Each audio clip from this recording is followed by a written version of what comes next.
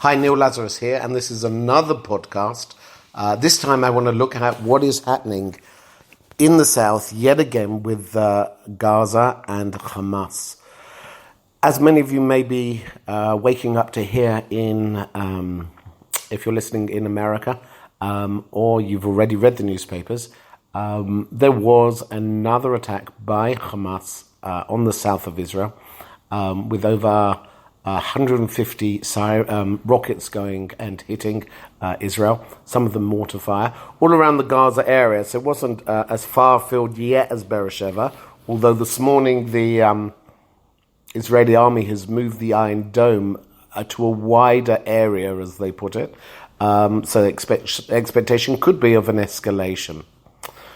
Before we go any further, I want to suggest one thing to you, and I say this in my seminars and I keep coming back. Don't forget the fact that this is real people.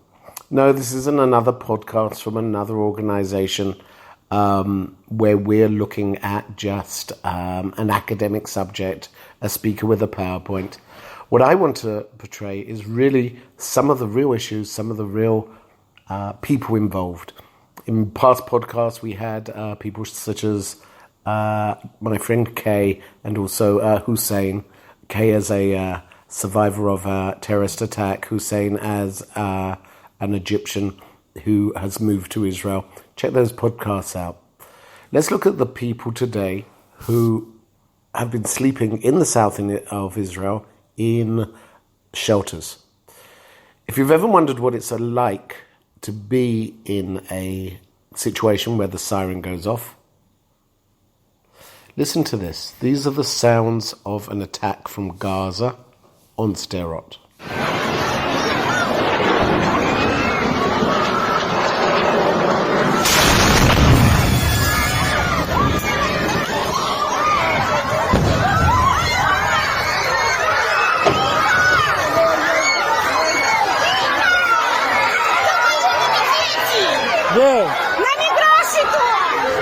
Вот здесь упало, там нормально. Нет, нормально. Суки не дети, блядь.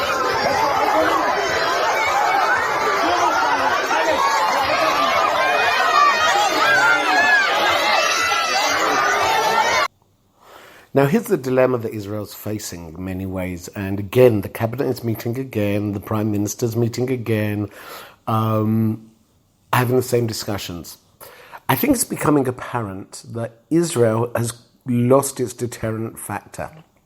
There's an expression in the Middle East, in Hebrew, of a balabait ishtaga, badly translated as the landlord's gone mad. In other words, a sense of unpredictability. A wild dog scenario, or analogy rather. If there's a wild animal, you keep well away from it, otherwise it bites. And for many years, Israel had that image in the Middle East. Keep away. Even the sense of disproportional response, I think, was a part of this image that Israel was trying to create. Don't touch us, otherwise we really will respond with an iron fist.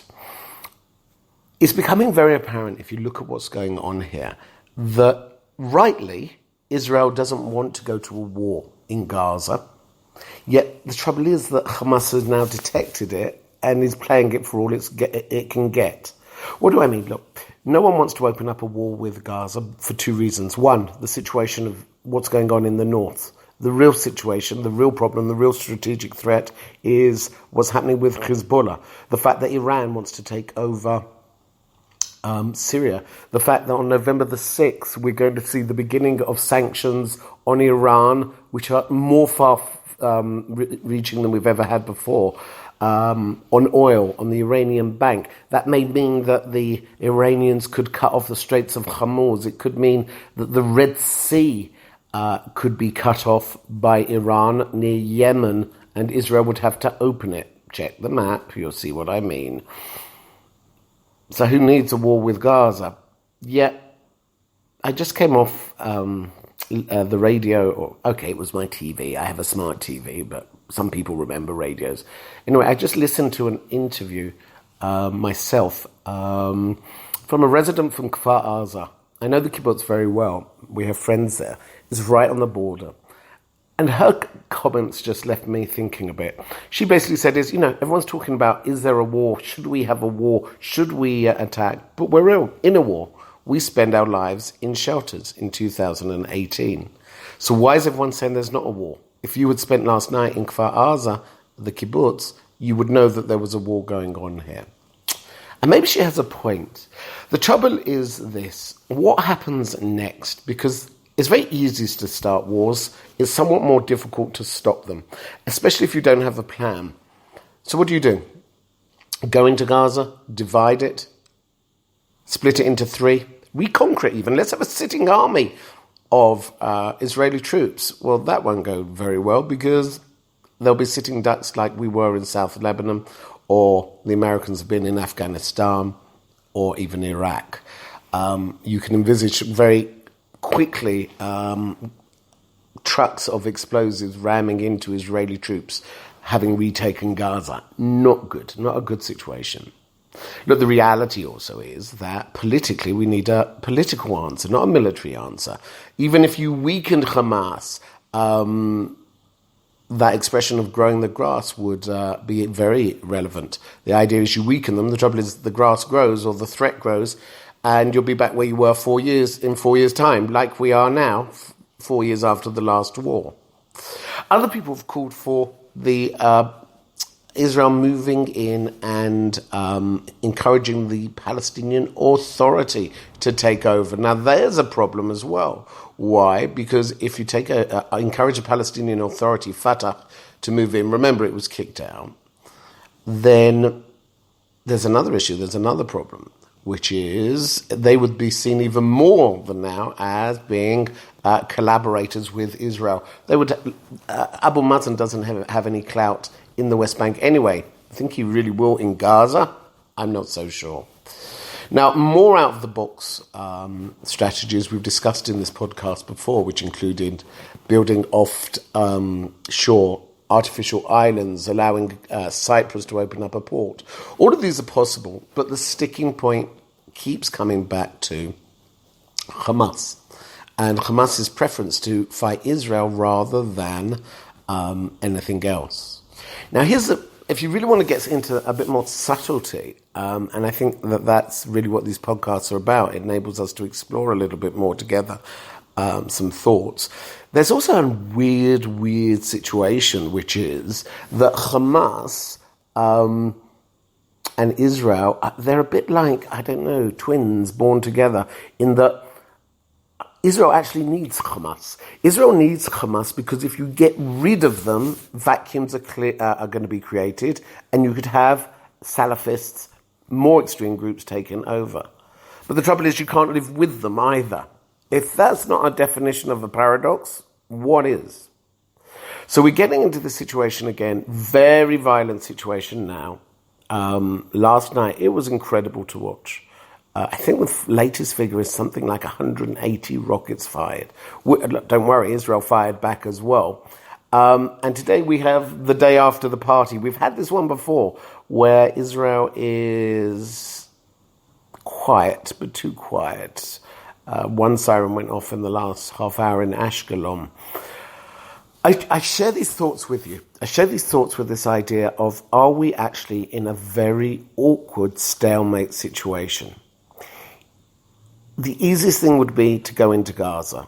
The question is, what does it achieve? And how do we get back out? Second of all, I think Israel could fight a two-front war. Gaza on one side and North on the other. That's not the problem. But we seem to have, one, a lack of goal and a lack of vision in our leadership today. We caught between not wanting a war, not knowing where that war would go, and not really having a larger political plan about how to deal with Hamas itself.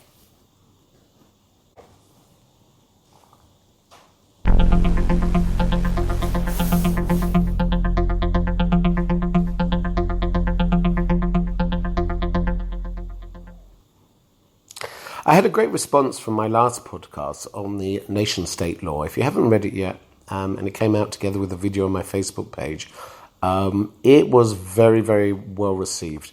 And then we talked about some of the issues behind the nation-state legislation, why it was introduced. And in that podcast, we also raised the question of Judaism and democracy. Is Israel a Jewish state or a democratic state? I want to throw something else out to you, which I think is important. And I've been saying this for a while. And what was interesting also was, if I'm not mistaken, it was the New York Times that came out with this article, which I thought, that's good. I must be right. I like when people write about what I say. So it was kind of cool. Anyway, and if you're really interested, send me an email. I'll dig out the New York Times article for you. But it came out a while after I was speaking about this. Anyway, am I wittering? Anyway, I've said anyway 3 times now. This is not good. Bottom line, the nation-state law is this. Has Netanyahu, this is the question, has Netanyahu just launched his own, or the beginning of his election campaign? I would guess that the next elections in Israel are going to be in December. Why? Here's a calculation. Remember, you've got the summer holidays for the Knesset. Second of all, the Supreme Court of Israel just gave Israel until December to legislate on conscription of the Haredim. If that isn't a cause for the coalition to collapse, I don't know what would be. So you have probably elections in December now. How this has been pitched, I think, is pure brilliance. Namely, the concept of... Can you hear that? That was my dog scratching. Yes, you thought this was being taped in a very fancy, all-expensive videos. Nope, it's next to my dog, who's gone back to sleep. So here's the issue. The argument I would argue is this, that Benjamin Netanyahu has just started his election campaign for the December elections in Israel. I would argue that basically the guy is pure brilliance, has pure brilliance in politics. Why? Because what he's done is as follows. He's issued this piece of legislation, which is questionable. It doesn't talk about democracy. It doesn't talk about equal rights of citizens. It is remarkably problematic. That doesn't bother his right wing, doesn't bother the nationalists in Israel, yet at the same time raised the opposition. It raised the Arab opposition against him, and it raised the left-wing opposition against his government. Now, I remind you, this is a man who, at the last elections, 48 hours before the elections, encourages voters to come out and vote because the Arabs were going to vote and the left is going to vote. They're getting on the buses, he said. Come out and vote. What he's doing is exactly the same thing with this piece of legislation. Pure brilliance. Positioning himself as the voice of true Zionism, positioning himself as the voice of nationalism within Israel, of the real issue and real guardian, if you like, of the Jewish people. The left has had to explain why it's different from Israeli Arabs, and Israeli Arabs are just out there totally. Now, I think it's interesting also, and I don't know the answer yet, but this Shabbat is meant to be a demonstration in Tel Aviv for Israeli Arabs against the National State Bill. My question is, will they be flying an Israeli flag or a Palestinian flag? You see, when the Druze demonstrated against the National State Bill, they sang the Hatikvah at the end. They had the Israeli flags. They said, we are loyal citizens of the State of Israel. We fought with you in the wars. We have no problem. Treat us as equal. That's not the same situation as Israeli Arabs. Israeli Arabs always called themselves Palestinian citizens of the State of Israel. So the question, therefore, is, what's going to happen Saturday in their demonstration? If they have a Palestinian flag, it will reinforce the position of the right and will prove Netanyahu right, saying, hey, I'm the defender against the Palestinians who don't recognize the Jewish nature of the court of the state, and that includes the Supreme Court of Israel, so on and so forth. So what I'm getting at is as follows. The nation-state law was actually a brilliant tactic in positioning himself, Netanyahu, as the guardian of national or nationalist, Zionist, Jewish values in this country, where the left in Israel will have to distinguish itself from the Arab voice, and the Arab voice is minor as far as affecting their next elections. I think Netanyahu's just pulled it off again. Pure, brilliant political positioning. I'm interested what you think about that. Again, as I always say in my seminars, you can agree or disagree. I want you to understand. Understanding is very different. I'm trying to take a step back here and just look, as I always do, at the political motivations of people to try and understand where people are coming from and what motivates them. Anyway, those are my few thoughts for the day. One, obviously, with Gaza. Second of all, with what's happening with the nation-state bill. Let's meet up again soon. I'll put out another podcast very soon. I'm always glad to hear your feedback. Drop me an email, send me a line via my website or some seminars if you've got any other ideas. There's always also a debate which I share with you, which someone came up to me and said, I like your podcast because it's you talking and not interviewing. Most people sort of like don't have any content and refer to other people to speak. And they interview people so they have content there and you're providing it. So that's really good. So it is a different style. I'm interested to hear if you want people interviewed as well. That I've done in the past. I'm happy to do again. Or if you just like these more shorter podcasts and whether they're relevant to you.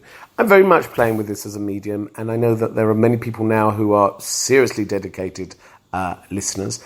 So that's kind of cool too. Anyway, hopefully we'll see each other soon. My final plans for the next trip are coming together. Definitely. If you can make something happen in your community, your university, your youth group, or wherever you are, your church, keep in contact with me. Reach out. Happy to hear from you. Until next time. You're listening to Middle East expert and keynote speaker Neil Lazarus, live from Jerusalem.